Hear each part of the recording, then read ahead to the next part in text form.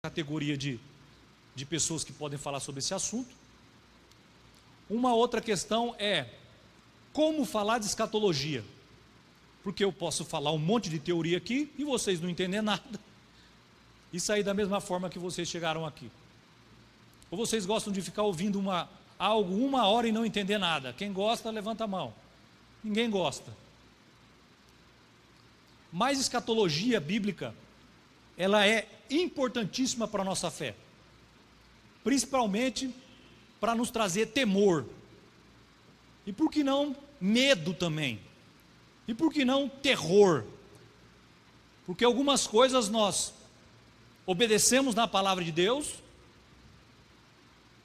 por temor, mas outras por medo ou terror, e isso é bom, o que importa é obedecer a palavra de Deus. Quando eu tinha uns 15 anos, 16 anos, na época que o prefeito de Valparaíso era Antônio Gomes Barbosa, sem ser da segunda vez, a primeira vez que ele foi, eu era amigo do filho dele, e eles tinham um parente que morava nos Estados Unidos, que era pastor, e um dia ele arrumou uma fita cassete,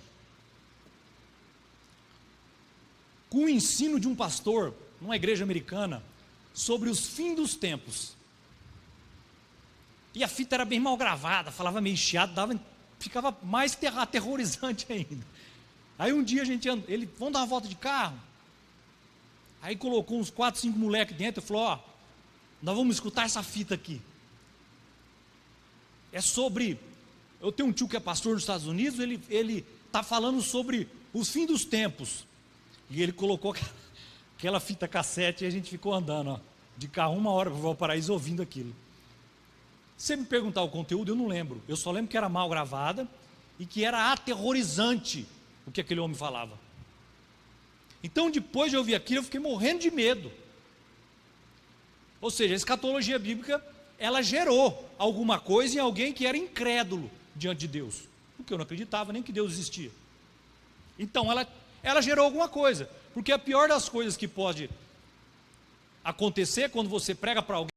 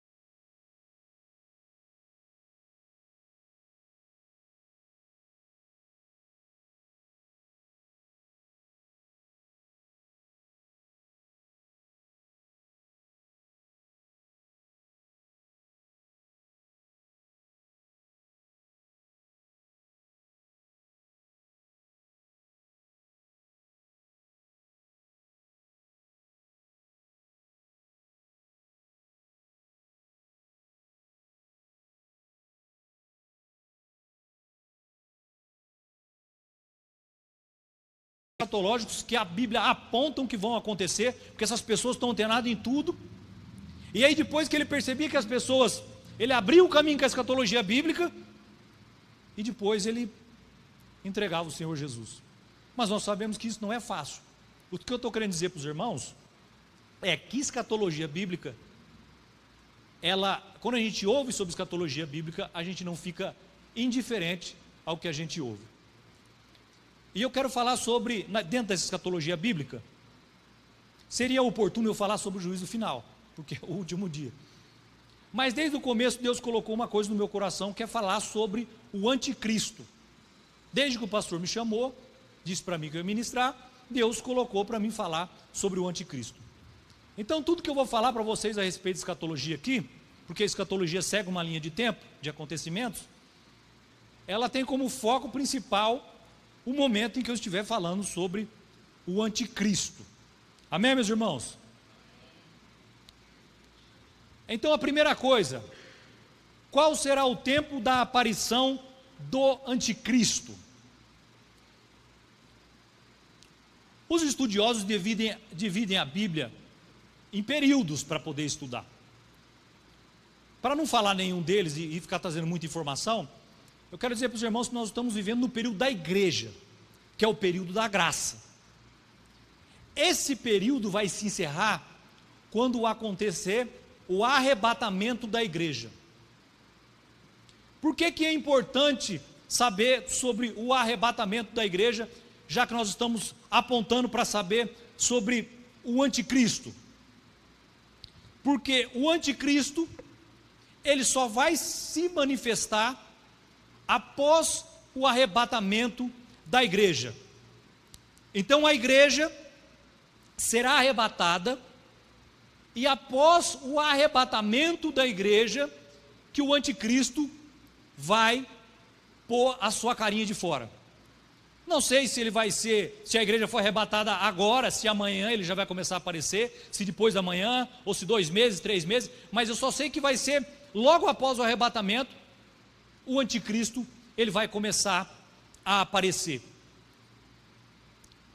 1 Tessalonicenses 4,13 diz: porque o mesmo Senhor descerá do céu com alarido, que significa barulho, e com voz de arcanjo, que é voz de comando, e com trombeta de Deus, que é o chamamento, e os que morreram em Cristo, ressuscitarão primeiro, depois nós, os que ficarmos vivos, seremos arrebatados juntamente com eles nas nuvens, a encontrar o Senhor nos ares, e assim estaremos sempre com o Senhor.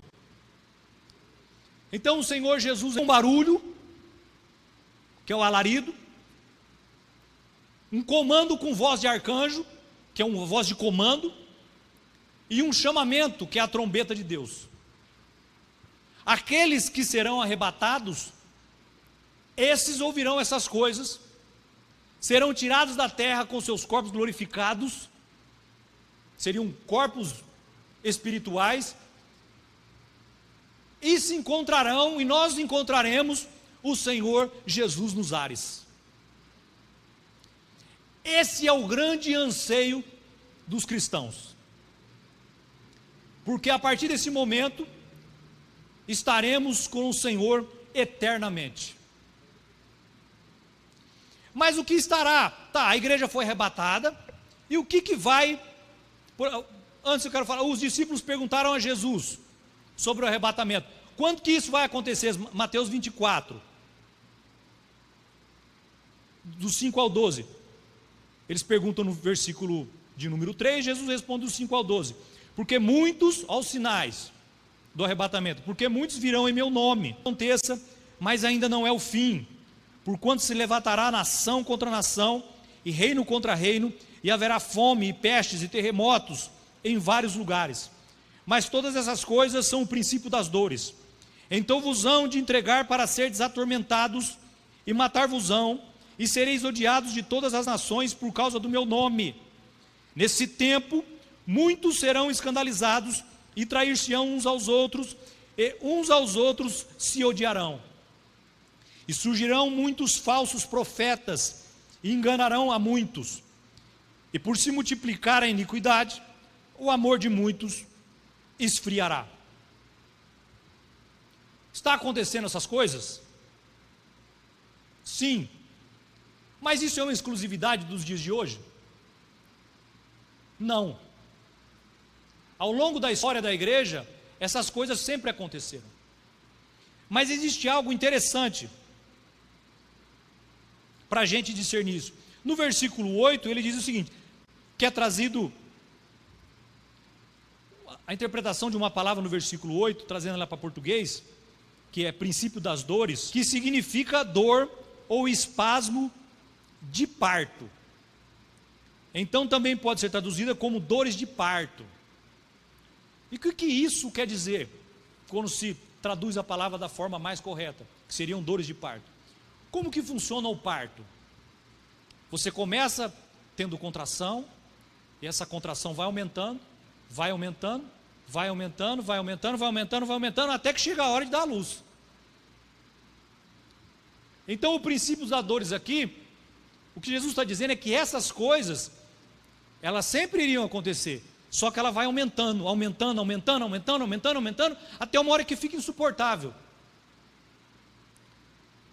Então esses são sinais, o aumento de falsos profetas, guerras, pestes, rumores de guerra, esfriamento da igreja, mas isso vai aumentando, vai aumentando, vai aumentando, vai aumentando. Então Jesus disse para os discípulos: quando que a igreja vai ser arrebatada? Lembrando que é depois do arrebatamento da igreja que o anticristo se manifesta. Os sinais são essas coisas aqui, quando elas estiverem acontecendo de forma intensa. E a igreja foi arrebatada. Estamos observando os sinais. Jesus arrebatou a igreja. O dia que eu estava, esses tempos atrás, eu fui lá na igreja do pastor Juraci, num culto de domingo lá, e no meio do culto a igreja apagou, fez assim, ó, pá, e voltou. A igreja estava cheia. Falei, será que todos ficamos? Ou se foi só um apagão de luz mesmo? Mas não dá tempo. A Bíblia é não abrir e piscar de olhos, não vai ter como. Senhor, não tem nem como saber, nós não vamos nem saber, acontece e acabou. Quando ver, o corpo já vai estar subindo já. Isso é tremendo, mas gera medo. Não gera medo? Porque imagina você dedicar a sua vida a Cristo, esse tempo que você se dedica, mas naquele dia você fez alguma coisa de cabeça quente ou de coisa errada, e se não se arrepender daquilo, não dá tempo. Mas a mesma coisa serve para aquele que fez a vida toda coisa errada, e naquele dia, como o ladrão da cruz, ele se arrepende dos seus pecados e Jesus, arrebata a igreja, ele sobe. E o que vai acontecer com essa igreja? Quando ela chegar nos ares? Primeira coisa, segundo Coríntios 5, diz que ela vai passar pelo tribunal de Cristo. Tirando segundo a Coríntios 5:10, ainda tem mais pelo menos 8 passagens que falam sobre esse tribunal de Cristo. Que é quando os cristãos, já arrebatados, terão as suas obras do que eles fizeram sendo julgadas. Isso aqui esse tribunal é bem interessante. É lógico que você já vai estar lá tranquilo da vida, porque você já foi arrebatado. Mas as suas obras serão julgadas. Se você fez por vaidade, se você fez por dinheiro, se você fez por interesse, qual que é a intenção da tua obra? Ou se fez por amor verdadeiro a Cristo. Então a gente não tem que ficar se preocupando se fulano está fazendo isso, está cantando, está pregando, está para aparecer. Essas obras serão reveladas. Cristo vai julgar elas. E depois se inicia as bodas do Cordeiro, Apocalipse 19:7, que terá o seu fim quando Jesus, juntamente com a igreja e os seus anjos, voltarão para julgar as nações. Mas sobre isso eu vou falar mais à frente. Então o anticristo, ele vai se manifestar só depois do arrebatamento da igreja.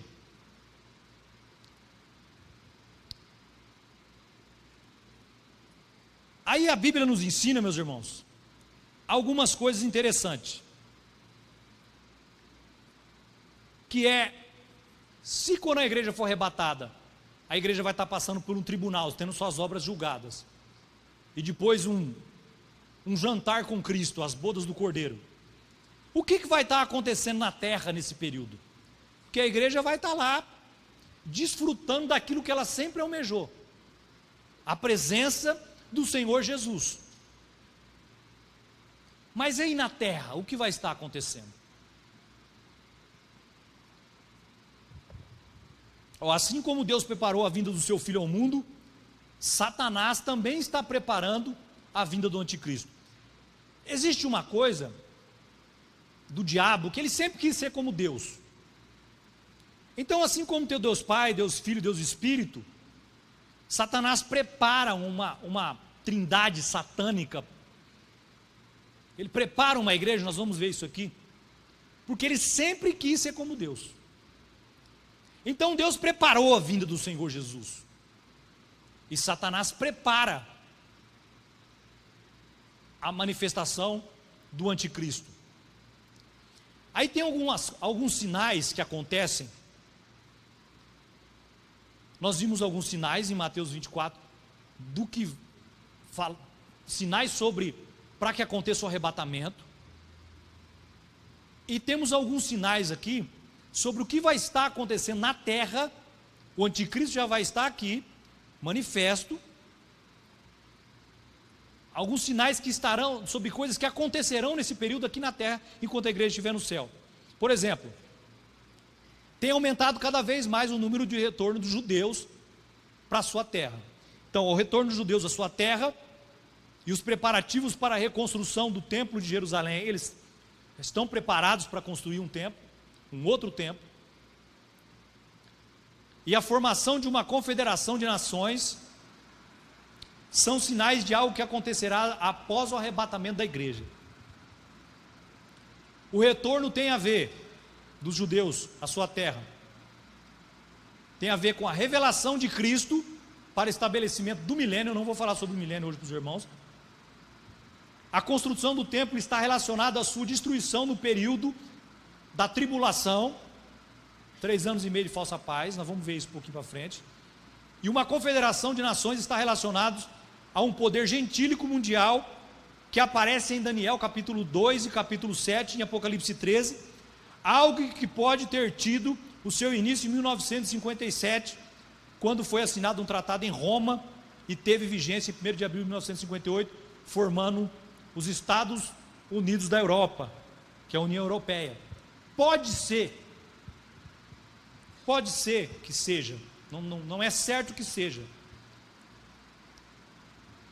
Então esses acontecimentos, a migração de judeus para a sua terra, o desejo dos judeus construir um novo templo, e esses ajuntamentos de nações, formando sempre blocos de um poder, eles são indícios de algo que irá acontecer na terra, enquanto a igreja já estará no céu.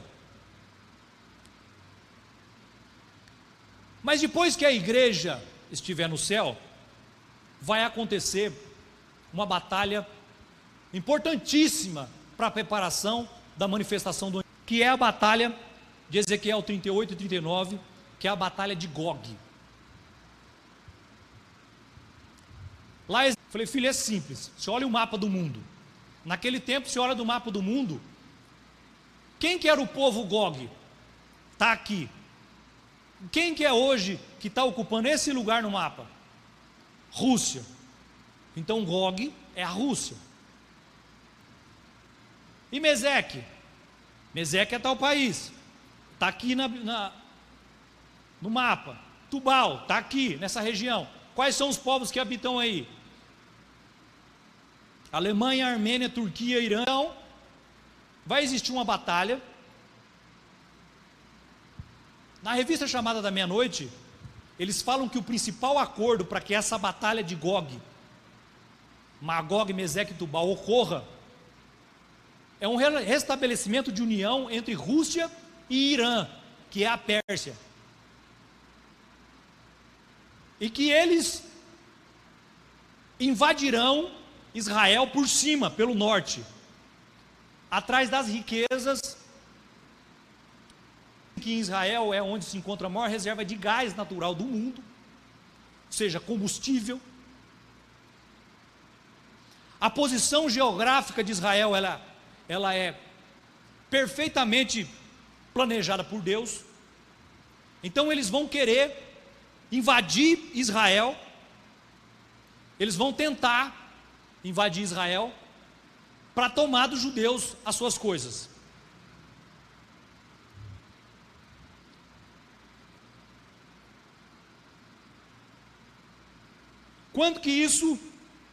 Quando isso acontecer, o anticristo, quando essa guerra acontecer, a igreja vai estar no céu.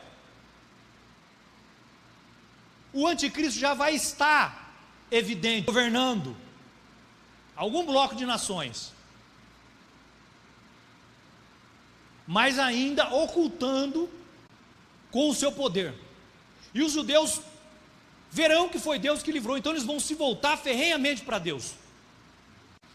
Quando isso acontecer, quando Deus derrotar essas nações lideradas pela Rússia, pelo Irã, que tentarão invadir Israel, e eles serão derrotados, o que vai acontecer? Vai abrir um vácuo, um espaço, porque vai ser algo terrível.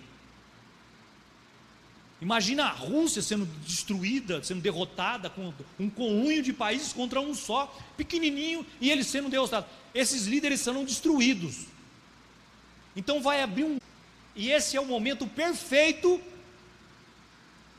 para um homem se manifestar. Catástrofe como terremotos, epidemias, guerras acontecendo. É nesse período que o anticristo vai se manifestar. Daniel 7,24 diz que o anticristo derrotará 3 reis, e isto mostrará muito poder, fazendo com que muitas nações se rendam a ele. Apocalipse 17,13.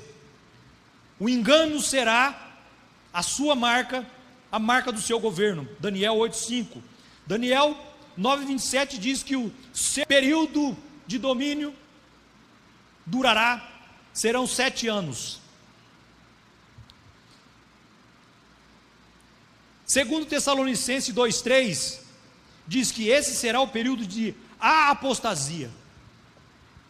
Não é o período de apostasia, é o período de apostasia. Hoje, meus irmãos, com a mídia, não sei se vocês têm alguma rede social colocando umas aberrações, você vê, cara, é apostasia, mas esse período será a apostasia.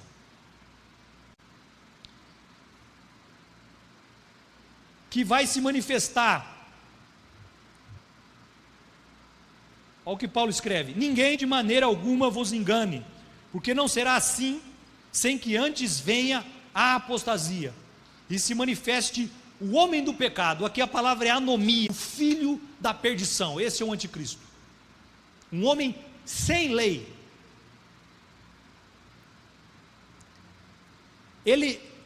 O apóstolo João é o único que chama esse homem de anticristo na Bíblia. E não é em Apocalipse, é nas suas epístolas. 1 João 2, 18, 19, 1 João 4, 3, 2 João 1, 7. Ele chama esse homem de anticristo. E existe, desde que existe o início da igreja. Por exemplo, aquilo que o apóstolo João combatia ferrenhamente, que era o gnosticismo, algo que podia ter, se não fosse os seus 90, 100 anos, seu espírito ia ser salvo. Aí vocês imaginam o que geravam naqueles povos antigos, que tinham no meio das suas religiões, eles tinham várias religiões naquela época, que os cultos era orgia sexual. Aí você imagina esses cristãozão lá, eu vou participar lá do culto a Diana, a Afrodite, ia lá e aí alguém chegava para ele: irmão, você está desviado? Ele falava: não, a minha carne peca, mas o meu espírito vai ser salvo. Apostasia pura. Isso eu estou falando de forma grosseira aqui.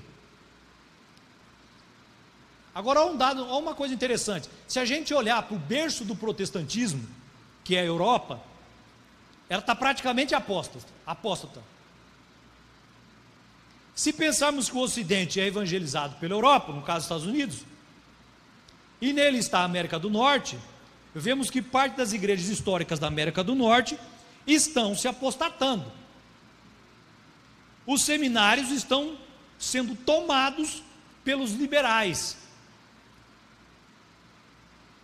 Não se acredita mais na Bíblia.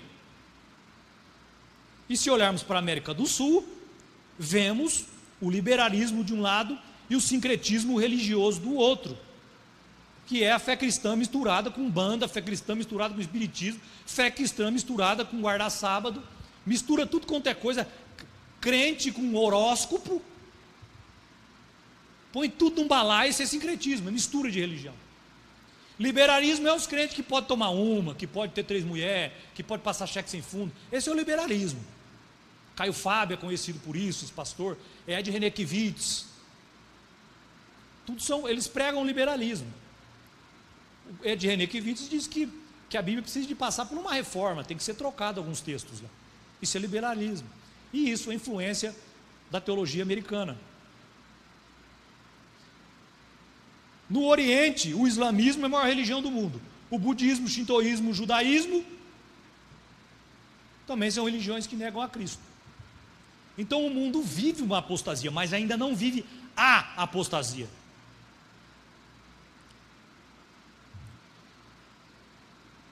A adoração a Satanás e aos demônios tem crescido, meus irmãos, de forma descarada. Aqueles que não gostavam de dizer que faziam algumas coisas para o diabo, hoje fazem questão de todo mundo saber que elas fazem, falam com orgulho.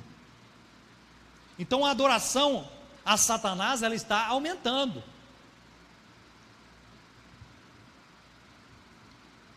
Como que esse homem vai aparecer então?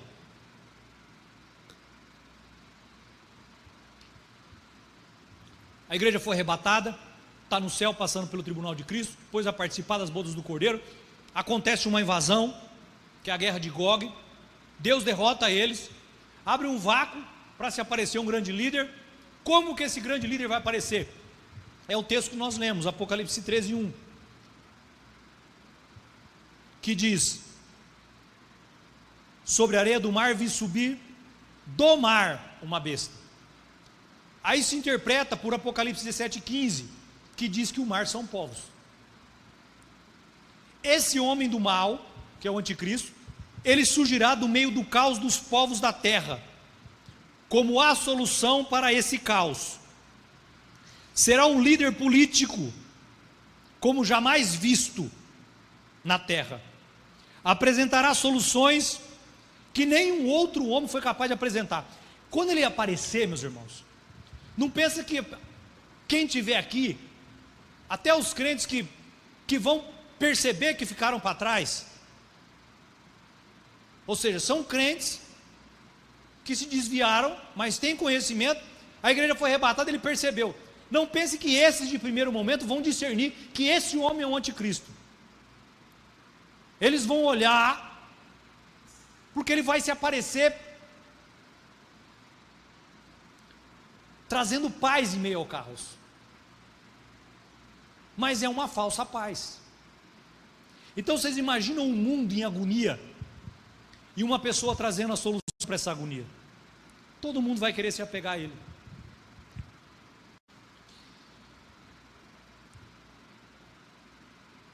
Ele será um líder carismático, de capacidade incrível. O pastor Napoleão Falcão diz que ele será um orador melhor que Demóstenes, que é considerado o maior orador até hoje, um grego, que viveu no final do segundo século. Napoleão Falcão, ele fala assim, que o anticristo, com a sua fala, com a sua eloquência, as palavras como ele vai proferir, é inigualável até hoje.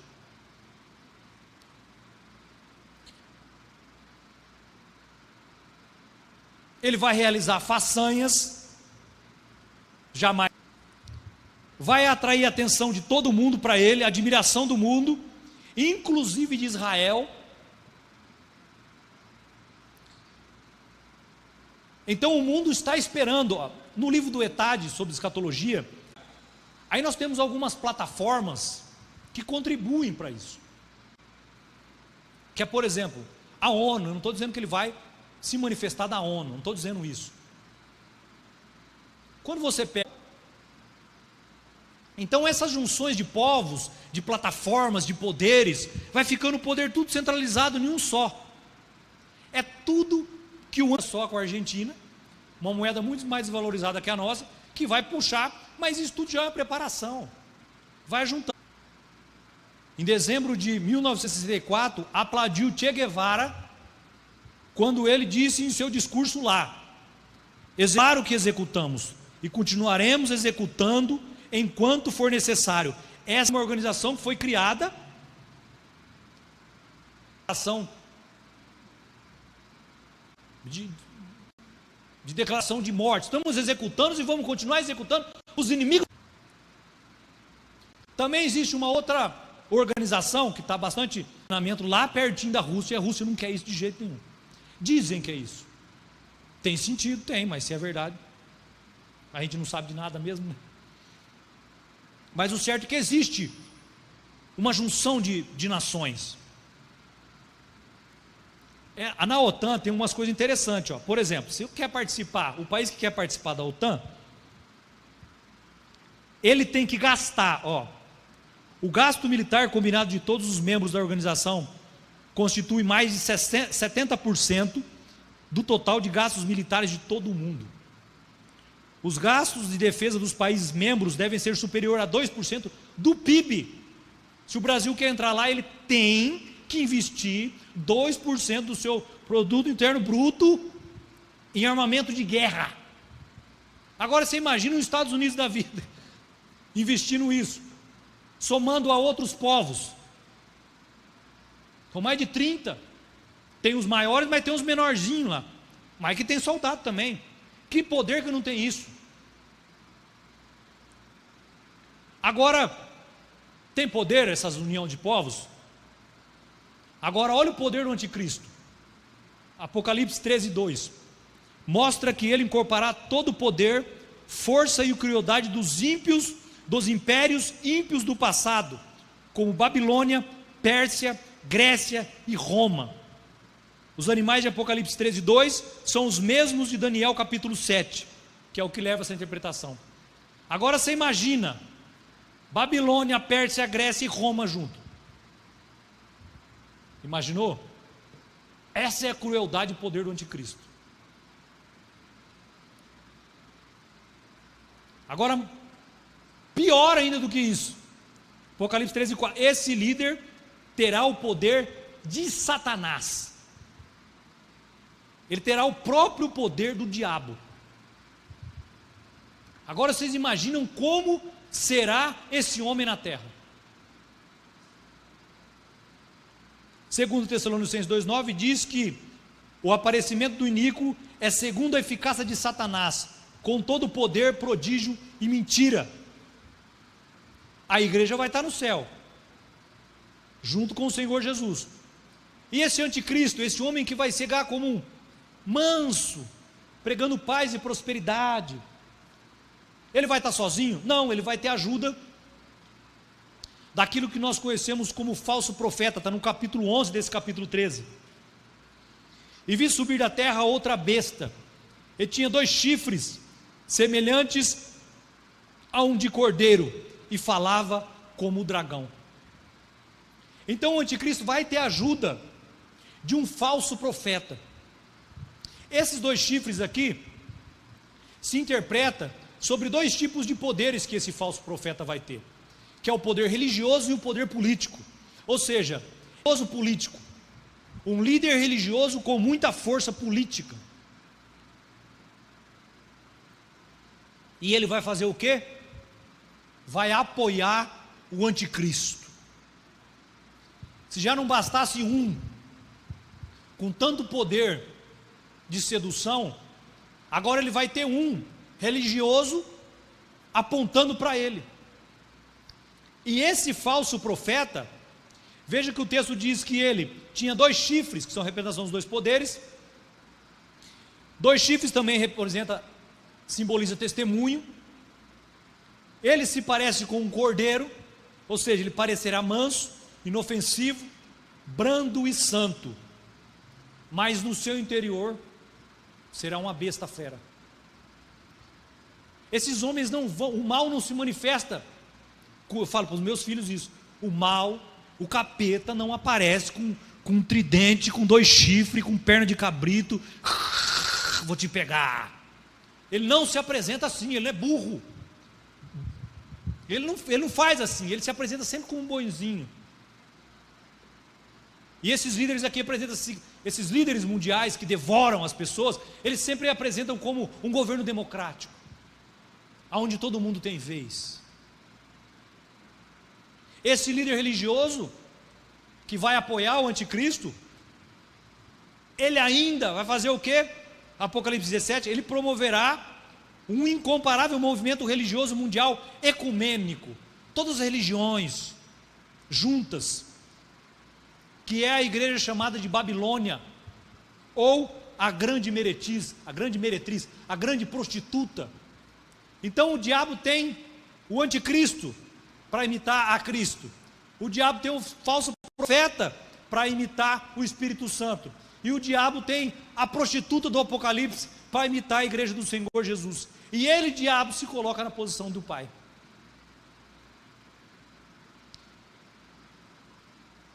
Aí o que vai acontecer? Eles vão promover milagres, falsos milagres,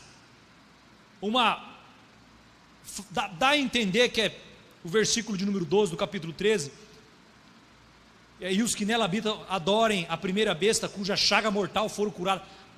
Pode-se interpretar que esse anticristo, não fala o que é, mas pode querer imitar a morte e ressurreição de Cristo, mas de uma forma fraudulenta, porque sabemos que poder sobre a vida e a morte só Deus tem.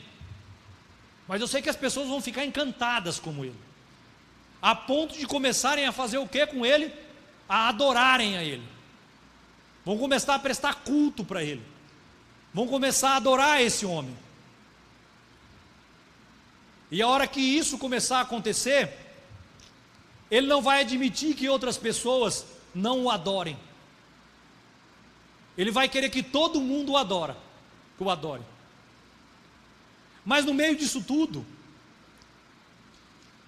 ele vai romper. Vou começar a diminuir aqui, meus irmãos.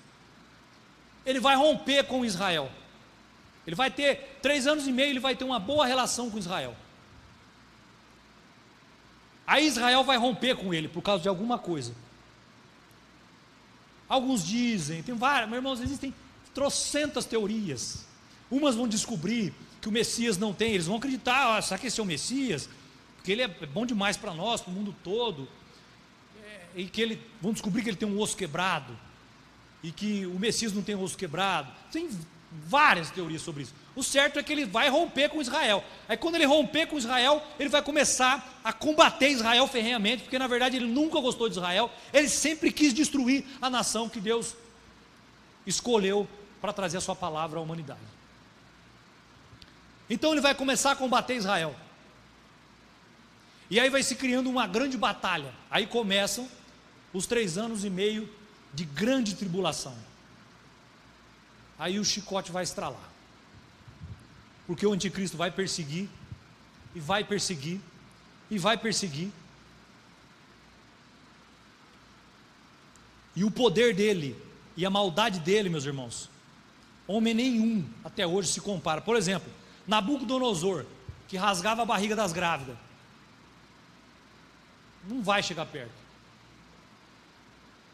O Império Assírio, que apoiava os reis, colocava numa bola de espinho, ou brinco no nariz, uma argola, e puxava os caras 500 quilômetros. O Roma, que crucificava o povo vivo. Esses líderes, eles não vão chegar a nada. Agora Hitler, que matava judeu na câmara de gás. Mussolini, que usava arma química. Pinochet, que executou e torturou milhares de pessoas no Chile. Mao Tse-tung, que matou 77 milhões de chineses. Pol Pot, que em 2 anos assassinou 1/3 da população do seu país, entre 76 e 79. Nem Lenin, o comunista, que matou mais de 100 mil opositores políticos. Nem Fidel Castro, outro líder comunista, que matou mais de 78 mil cubanos que tentavam fugir da ilha de Cuba no início da Revolução. Nem esses monstros todos, tem vários outros. Nem esse maluco que matou essas crianças de machadinha, nenhum desses se comparará à maldade desse homem. Aí você corre na tua mente. Quando eu estava estudando isso aqui, eu fiquei vários dias estudando isso. Todo dia eu falava para Lília, meu Deus do céu, quem cair na unha desse homem Existem outras teorias, tá, meus irmãos? Existem algumas teorias que entendem que a igreja vai passar por isso. Eu falei, tomara que a nossa esteja certa, porque senão é melhor morrer de causa natural aqui na terra antes, porque quem cair na unha desse homem, aí você imagina qualquer tipo de tortura, imagina alguém te escapelando vivo, arrancando teu couro, largando você pendurado, torturando, existem, não dá, é inimaginável o que esse homem pode fazer. O certo é que ele vai fazer, a Bíblia está falando que ele vai fazer. Mas e aí nesse período, haverá salvação? Importante saber isso. Apocalipse 7,14 diz, e disse-lhe, Senhor, tu sabes, e ele disse-me, estes são os que vieram da grande tribulação, e lavaram as suas vestes, e as branquearam no sangue do Cordeiro. Haverá salvação na grande tribulação. Porém, aqueles que aqui tiverem, serão perseguidos, capturados, torturados a negarem ao nome de Cristo e adorarem a Satanás. A forma mais rápida de uma tortura é ele pegar, enforcar e matar rapidinho. Mas pensando que a grande tribulação dura 3 anos e meio, ele pode botar um negócio de soro de alimento aqui em nós, uma sonda. Nós não, o sangue de Jesus tem poder. E ficar torturando a pessoa 3 anos para ela negar a Cristo, dia e noite. Mas haverá salvação. Haverá salvação na grande tribulação. Porém, a base para isso será o martírio. Apocalipse 12:12 diz, ai dos que habitam na terra e no mar, porque o diabo desceu a vós, e tem grande ira, sabendo que já tem pouco tempo. O negócio vai ser feio. Mas Zacarias 12:3 diz o seguinte, agora começa a ficar bom. E acontecerá naquele dia que farei de Jerusalém, o anticristo vai reunir exércitos do mundo todo, que essa é a batalha do Armagedon, a batalha do vale de Megido, vai unir num vale que existe próximo a Jerusalém, os exércitos do mundo todo para atacar a cidade de Jerusalém, para pegar os judeus. Mas nessa hora que eles estiverem atacando, Jesus voltará, essa é a segunda vinda de Jesus, voltará acompanhado da igreja e dos seus anjos, e a Bíblia diz que ele pisará sobre o monte das oliveiras, e esse monte vai fender, vai rachar. Jesus veio a primeira vez como o filho de José, o Messias sofredor, mas na sua segunda vinda ele voltará como o filho de Davi, para julgar as nações. Aí, meus irmãos, acabou a misericórdia. Aí todo o poder que existe é dele, e ele vai chegar, vai derrotar esses exércitos, vai derrotar o anticristo, vai derrotar o falso profeta. Essa será a batalha do Armagedon. Vai acontecer algo terrível, mas o fim já está decretado. Eles serão derrotados pelo Senhor Jesus, a sua igreja. E em nome de Jesus nós estaremos juntamente com Ele, combatendo aqueles que perseguem as coisas do Senhor. Lucas 21:25 diz que ao chegar o monte, ao momento da volta de Jesus, haverá convulsão na terra, a terra vai estar um caos. Apocalipse 1:7 diz que todo olho o verá. 2 Tessalonicenses 2:8 diz que o Senhor derrotará o anticristo com o sopro da sua boca e aniquilará pelo esplendor da sua glória. Apocalipse 14, 9, 10, 19 e 20 diz que o falso profeta e o anticristo serão lançados vivos no lago de fogo e enxofre, que é o inferno final. E Apocalipse 20, 10 diz que o diabo também será lançado no lago de fogo e enxofre, junto com o anticristo e o falso profeta, e serão atormentados dia e noite pelos séculos dos séculos. Daniel 7:26 diz que o Senhor Jesus destruirá os destruirá até o fim. 1 Coríntios 15, 24 diz que Cristo colocará todos os seus inimigos debaixo dos seus pés.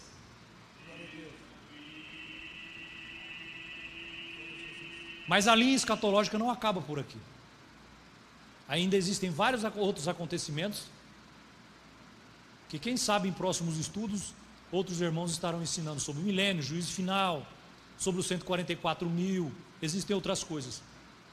Mas o que eu queria falar para os irmãos era justamente para causar o terror no coração dos irmãos, como causou no meu quando eu escutei aquela fita. A gente ter medo de certas situações, o medo é algo bom. Tem uma psicóloga aqui para falar isso.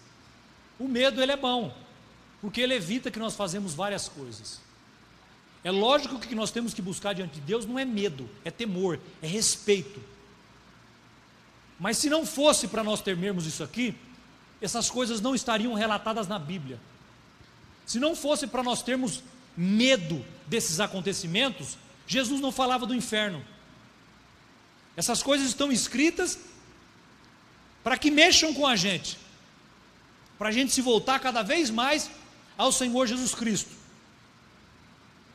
E dentro dessas coisas, meus irmãos, existem muitas coisas que não foram faladas, porque achei melhor que se eu falasse, são tantas coisas, algumas coisas que poderiam trazer confusão à mente dos irmãos. Por exemplo, para me encerrar aqui, e o número 666, está falando do anticristo? Existem também várias teorias sobre isso. O número 66, o 6, é um número que quase chegou na perfeição. O número 6. O número perfeito é 7. O número 6 também na Bíblia, ele é o número do homem. Então alguns interpretam que esse 666 pode ser uma trindade satânica. 3, 6, algo satânico. Pode ser, mas existem outras teorias, entendeu?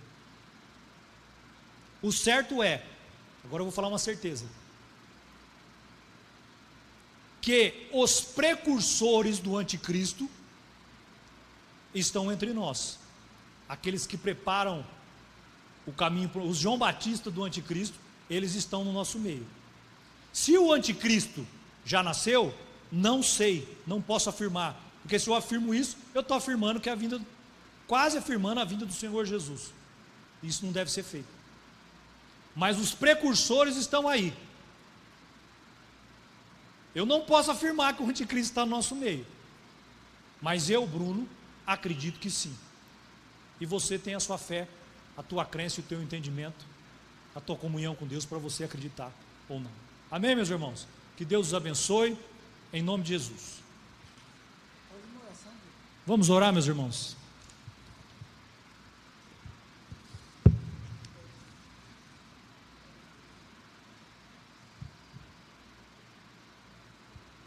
Se você não faz teologia, faça teologia e você vai aprender escatologia bíblica detalhadamente, passo por passo, um episódio desse por vez, e aí fica muito mais interessante. Pai, em nome de Jesus, nós te glorificamos, Deus, porque o Senhor é bom para conosco. Nós estamos na tua casa nesta noite, adorando e ouvindo a respeito da tua palavra, Pai. Nós somos gratos por isso, ó Deus, que o Senhor tem nos revelado as coisas que hão de acontecer, Pai. As coisas que acontecerão no futuro próximo, a qual o Senhor não nos preparou para nós, Pai. Porque se estamos ouvindo a tua palavra, isso é para nos alertar, para que não venhamos viver essas coisas, ó Papai. Pedimos ao Senhor, ó Deus, que a sua misericórdia não fique só sobre nossas vidas, mas que seja derramada por outros lugares, ó Papai, para que os teus filhos, as tuas filhas, temam o teu santo nome, temam ao Senhor, temam os acontecimentos do futuro e se voltem para o Senhor, Deus, porque melhor será estar contigo nos céus e depois voltar na segunda vinda do Senhor contigo para julgar as nações, do que ficar aqui na terra e ser destroçado por esse mau inimigo, mesmo ainda que haja salvação.